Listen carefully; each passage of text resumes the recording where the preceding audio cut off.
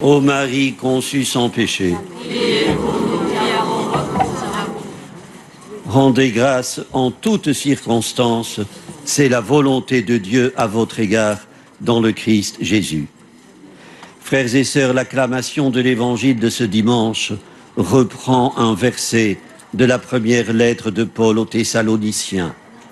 L'apôtre qui a une expérience missionnaire de plus de 10 ans, expérience où il a enregistré des succès mais aussi bien des échecs, pour autant ne se décourage pas et rend grâce sans cesse à Dieu.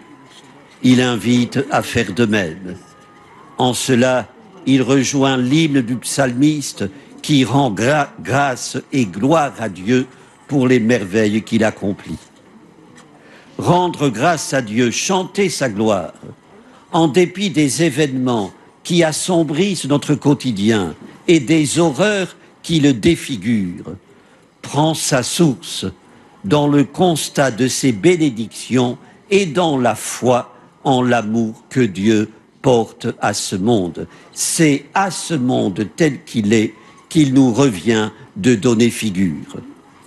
Rendre grâce à Dieu, rendre gloire à Dieu, c'est reconnaître ses bienfaits. Ils surpassent tous méfaits et réduisent à rien les chaos de l'histoire. Comme tout être humain, le chrétien goûte au bonheur et endure la souffrance, mais il s'applique à ne pas s'étourdir dans le premier et à ne pas s'effondrer dans la seconde. Rendre grâce à Dieu et lui rendre gloire, frères et sœurs, c'est tout un. C'est prendre exemple du Samaritain guéri de sa lèpre par Jésus. Il revient pour l'adorer et le glorifier. Les 9 autres lépreux ont également été guéris. Jésus ne les a jamais revus. Un écart de conduite, de l'ingratitude, pas forcément. Ils sont de scrupuleux observants de la loi.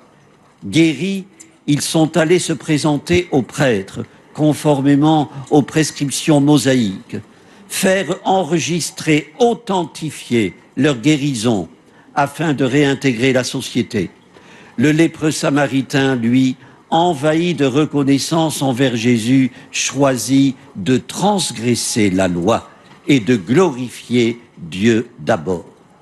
À pleine voix, précise saint Luc.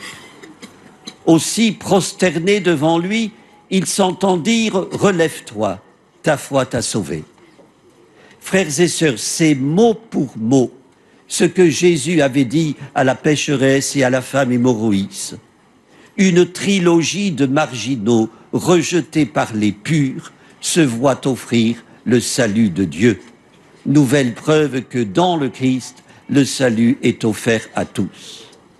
Frères et sœurs, la guérison est un don de Dieu. Les dons ne se consignent pas dans des registres. Les 9 lépreux ont vécu leur guérison comme un événement qu'il importait de valider, de bonne foi sans doute. Ils l'ont sollicité, ils l'ont obtenu. Le Samaritain a vécu la sienne comme pure grâce. Il s'est ouvert au salut. Il a répondu à la grâce de Dieu par une action de grâce. En contraste, l'attitude des 9 autres évoque un aller simple. L'attitude du Samaritain, un aller-retour. Rendez grâce en toutes circonstances. Frères et sœurs, il n'y a pas de foi sans élan de gratitude. Ce n'est pas le Créateur qui a besoin de louanges, mais c'est à la créature de louanger le Créateur. Une préface de la messe l'énonce solennellement « Tu n'as pas besoin de notre louange et pourtant c'est toi qui nous inspire de te rendre grâce. » Comme on est loin de ce Dieu en qui un philosophe, Nietzsche, voyait un oriental avide d'honneur là-haut dans le ciel.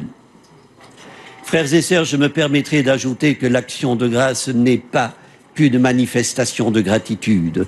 Elle est mue par une foi que n'oblitère pas nos doutes et nos perplexités. Mais comme l'enseignent les psaumes, même dans le découragement, même dans le désespoir, Dieu est source de vie et de réconfort. Voyez Paul, au milieu des pires épreuves, il remercie Dieu pour le don inouï qu'il ne cesse de lui faire dans le Christ.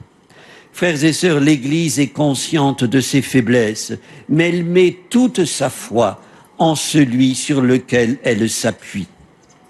On peut pleurer, supplier, intercéder, se plaindre, disait le pape Benoît XVI, mais que ce soit dans la conscience que nous sommes en train de cheminer vers la lumière, où la louange pourra être définitive. Frères et sœurs, de grands saints, Thérèse de Lisieux par exemple, ou plus près de nous, Mère Teresa de Calcutta, ont connu des moments de doute, traversé le désert de la foi, la nuit obscure. Ils n'ont pas cédé au découragement, au défaitisme. Ils ont gardé intacte leur confiance en Dieu. Un dominicain prédicateur à la radio, un des grands maîtres spirituels du siècle dernier, frère Albert-Marie Besnard, concluait sur ce vœu sa dernière homélie, qu'au moment où la fatigue, les épreuves, les nuits nous accablent, nous puissions tirer encore de nous la force de bénir la vie que Dieu nous donne à vivre, les êtres qu'il nous donne à aimer, le monde qu'il nous donne à transformer. Il se savait condamné par un cancer, il mourut peu après, à 51 ans. Rendez grâce en toutes circonstances, écrit Paul, mais ce n'est pas toujours facile. Plus d'un parmi nous en a fait l'expérience, souvent très cruelle. Le frère Albert-Marie formait un vœu pour lui-même sans doute, mais aussi pour nous tous. Frères et sœurs, prions Marie, Mère de toutes les douleurs, Mère des angoisses, de nous protéger aux heures de souffrance et de découragement qu'enfuit l'espérance. Qu'elle fasse que nous ne soyons pas semblables à ces enfants dont parle Matthieu, qui restent assis sur la place publique, moroses, sans participer à la danse quand sonne la flûte. À ceux qui nous diront que la vie n'a pas de sens, répondons que la nôtre tire son sens de la saveur de l'Évangile. Frères et sœurs, Dieu multiplie les bienfaits pour nous, pour tous. N'oublions pas de lui rendre grâce. Amen. Prions le Seigneur. Dieu notre Père, tu es le Dieu qui libère et qui sauve. Donne-nous de suivre ton Fils. Si nous mourrons avec lui nous vivrons. Et un monde nouveau naîtra pour les siècles sans fin. Amen. Le Seigneur soit avec vous. Et avec votre esprit. Que Dieu Tout-Puissant vous bénisse, le Père, le Fils et le Saint-Esprit. Amen. Notre-Dame de Lourdes, Priez pour nous. Sainte Bernadette,